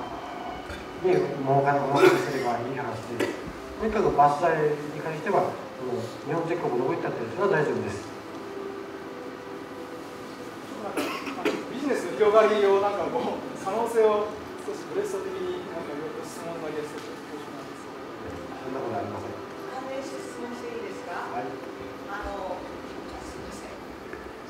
もしその建築の用材として使う場合には伐採してからどのぐらいの期間乾燥が必要ですか？本当はですね、伐採して製材したらせめて3ヶ月なり半年寝かしてから、できたら1年以上寝かしてもらった方がいいんですけども、場所と時間が多分今は取れないと思うので、せめて3ヶ月とか半年が自然乾燥させてっていうことは雨風に当てて、で最近人干でなきゃダメだとか人工乾燥ですよね。それでね建築基準を通んねえなんていうのがあるんですけども、やっぱりそうじゃなくて、やっぱり天日乾燥させてから使ってもらった方が木の材質は傷めません。乾燥は60度越しますと木の中の繊維が断裂が始まるんですよ。断裂を起こさない温度っていうのは60度以下、6度以上に上げちゃうと木の中の繊維が切れてきて、特に今高温乾燥で100度20くらいでやっちゃうとどうも木の繊維が傷んでしまう。でもそういう材料でないと認めませんみたいなその建築基準法があって、その建築基準法はじゃあ、どこからそんな設定になったんだって、やっぱ大手のハウスメーカーとかなんかのそういうとこからそういう基準が出ちゃったのかな。また大手は政治に対して強いので、我々がここら辺でいくらこういう声を上げようなしても全然届きもしないみたいなところがあります。でも実際やっぱり天日乾燥で使うのが一番いいんで、昔の家を見ていただければ、例えば200年とか持ってる家がざらありますよね、ここら辺でも。あれは昔の人たちはそのまま使ったんですよね。どこの乾燥もかけないで。天日乾燥というと、その貯木場のようなものを置いといて、そこで1年とかそういう感じで乾燥させておくのが一番いいんですか？製材にかけての乾燥です。丸太のままはあまり乾きませんので、木取りして製材所に持っていって製材してもらってからの乾燥ですね。特に今建築業界とのリンクがうまくいかないっていうのは、そのあたりの時間的なズレがあるんではないかと思うんですが、国内産の材が結構高騰しているというお話はありながら、なぜかそのあたりがうまく回ってないというところがとても今不思議な状態なんですけど、でっかいその会社がみんな抑えちゃってるんですね、それは。じゃあまたはどうかそれが行き渡っているのかというと、ここら辺もそんな話は聞きません。ただ最近は杉が単価が上がり始めたっていう話は聞くんですけども、実際にじゃあそういうことでここらの杉が売買されてるかというと、売買もされてないし動いてもいないみたいな、そんな感じですね。だからそれは現場に近いようなところでの動きじゃないんでしょうか。それは特に震災後の仮設住宅だったり、そういうのが今動き始めてますので、そっちの方での財務動きがあるということで、日本全体から見ればどうかというのはまだそれまで行ってない。とりあえず当面そこに間に合わせるための財務動きだみたいな感じですね、私としては。一つの情報として、非常に危険な状態の杉を切ったけれども、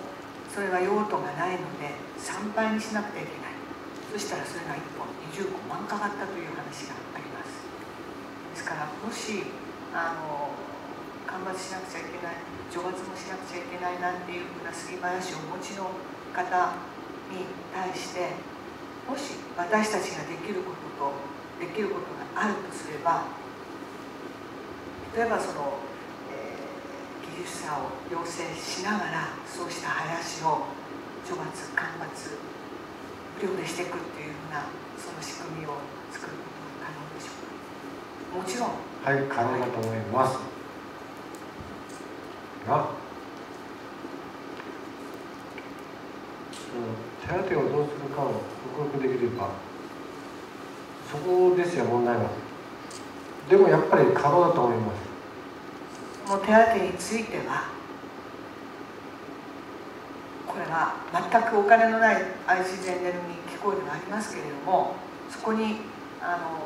参助してくださる方や協賛してくださる方々のご協力を得たり、もしくは、今年はどんどん去年1個も引っかからなかったんですけど、どんどん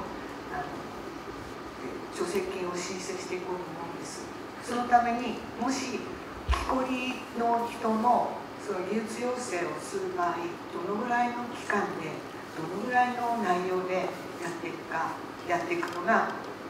実際に常月間伐ができるような人を育てるために必要なのか教えてください。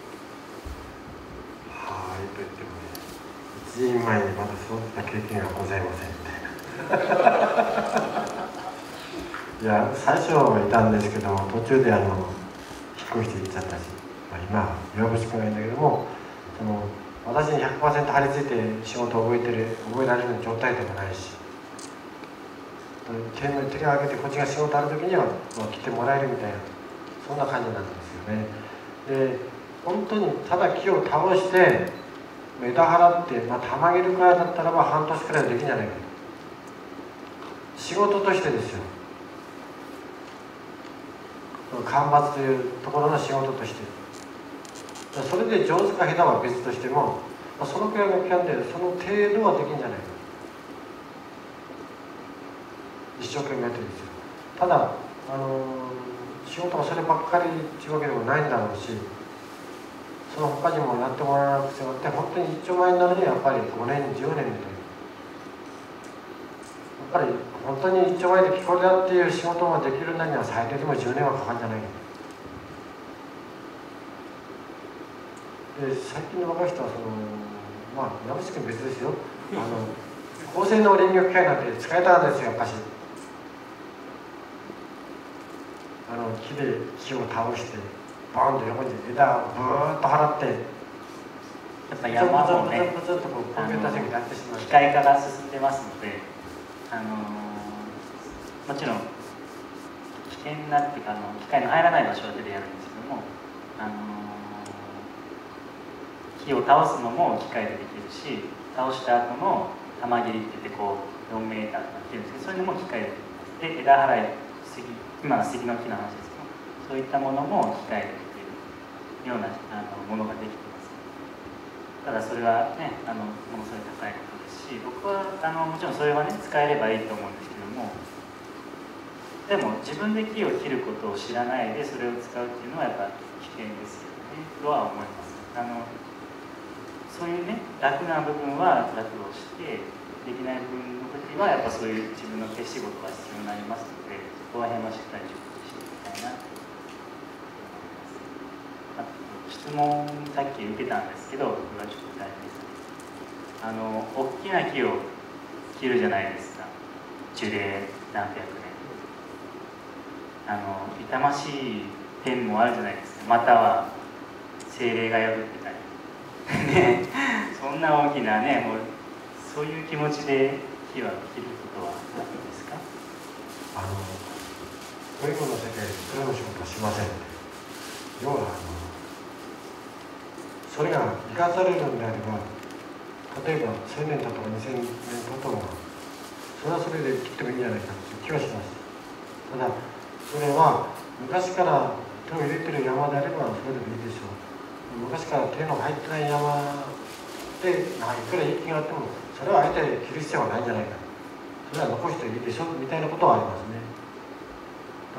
なんでかんで単に売り買いするためだけに切るなれば別に切る必要ないでしょとは言います。その木がどうしても必要です、使いたいですってなれば、それはその木がまた大事な人生って言ったらいいのか分かんないんだけど、生かされることですから、それはそれでいいんじゃないか。でもあえてここにあった方がいい木は切る必要はないと思います。ただそれが人工林の場合はやっぱり例えば300年400年経ってる杉であろうとも、人が植えて人が使うために植えたものであれば、それはやっぱり切ってもいいんじゃないかなっていう気はします。そんなとこですね。ちょっと写真を願いしたい。そうですね。これいっぱい人がいると思うんですけど、これは何をしてるかと言いますと、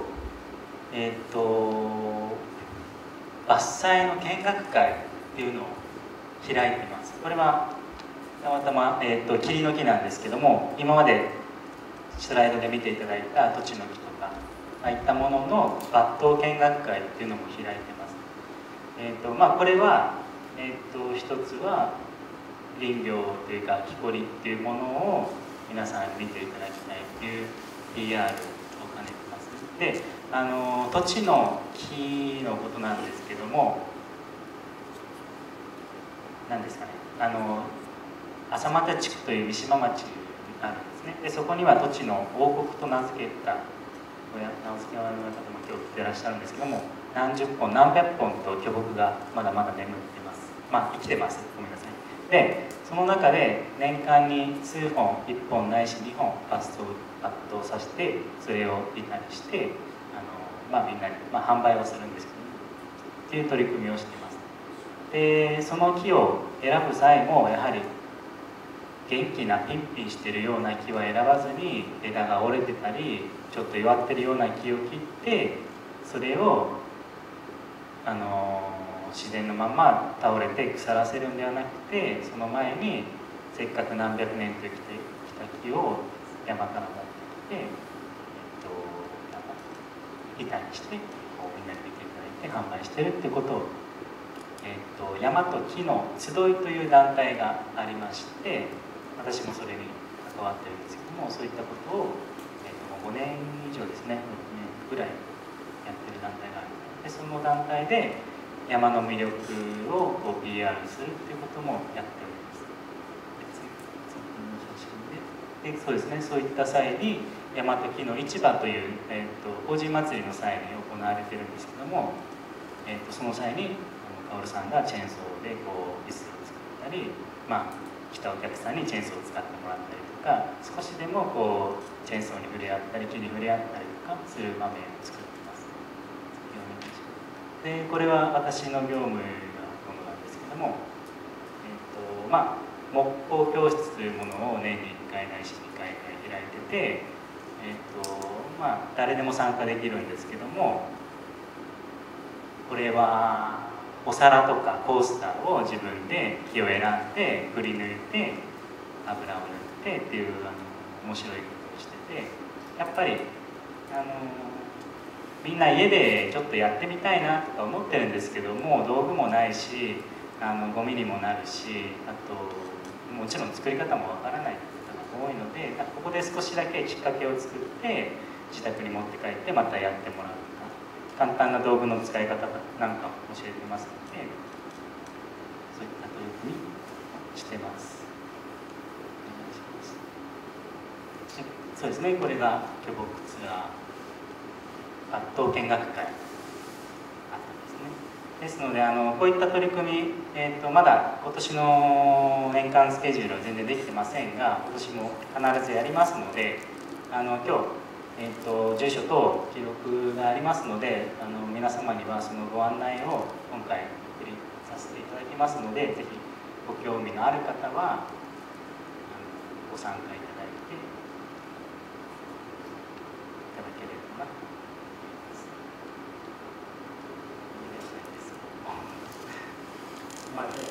ちょっと質問、はい。はい。全然初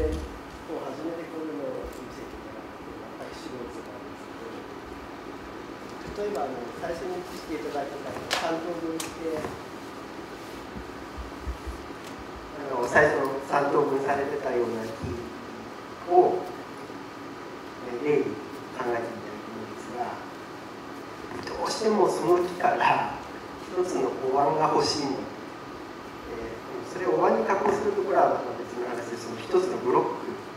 クをどうしても羽に留めはつけないから欲しいと思った時って、その1個いくらぐらいになるでしょう。お椀ぐらいの大きさ、このぐらいですよね。1000円ぐらいだと思います。そのぐらいです。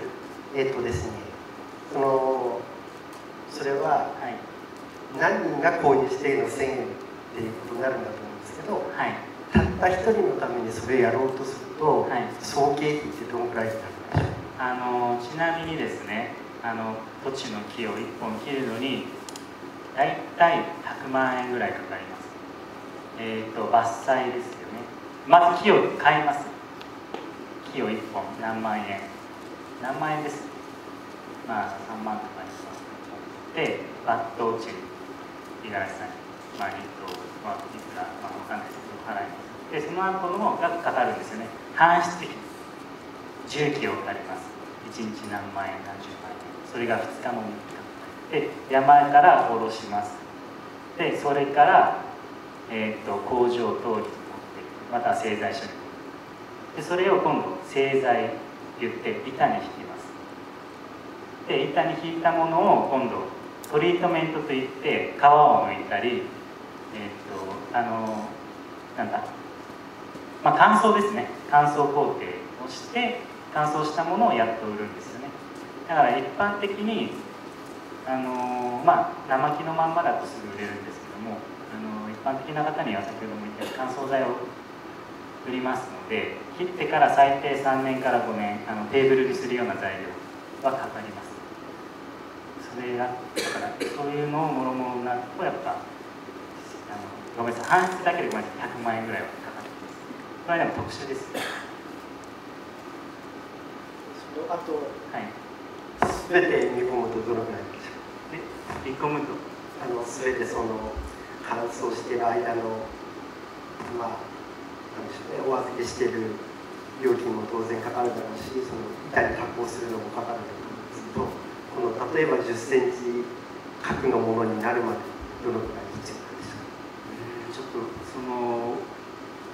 具合が大きすぎてちょっと何とも言えないんですけども、まあ、仮に、テーブル用の1枚の板、うちのお店で販売すると、5万円ぐらいです。材料費、まあ、60センチかける長さが1メートル80センチの板、1枚板、木材約5万円ぐらいです。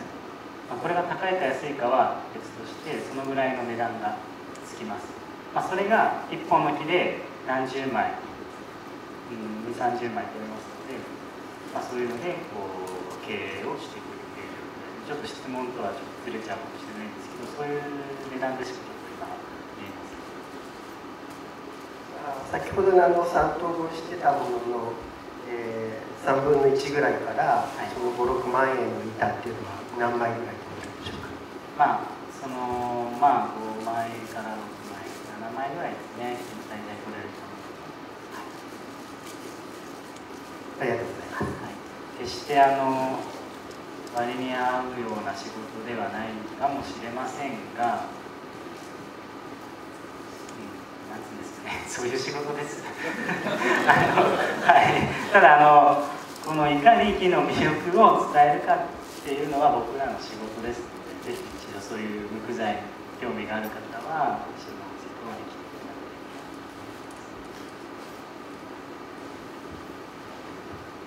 い。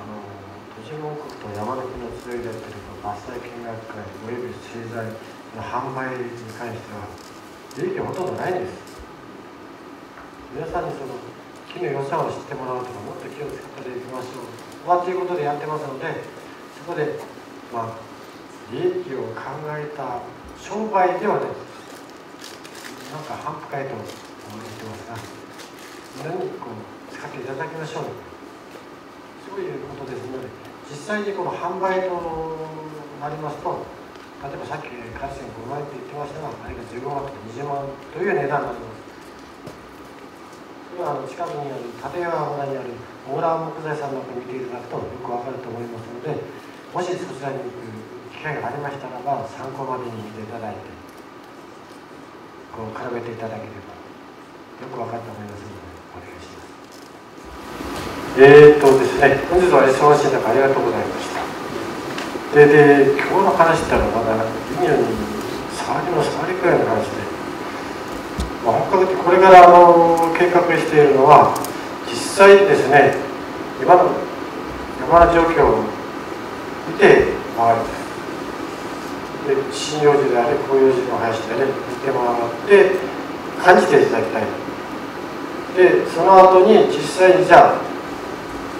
広葉樹を切ったり間伐をちょっとしてみようかななんても結果がしたい。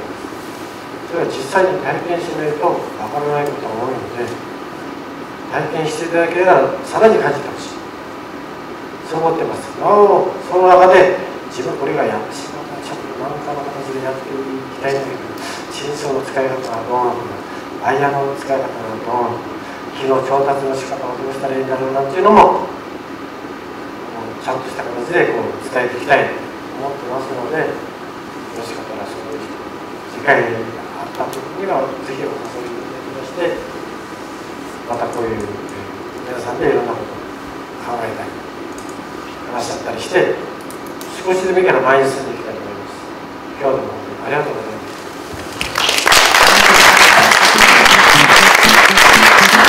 今日はありがとうございました。氷の五十嵐薫さんと弟子ということで、岩渕亮太君でした。ご指導大きな拍手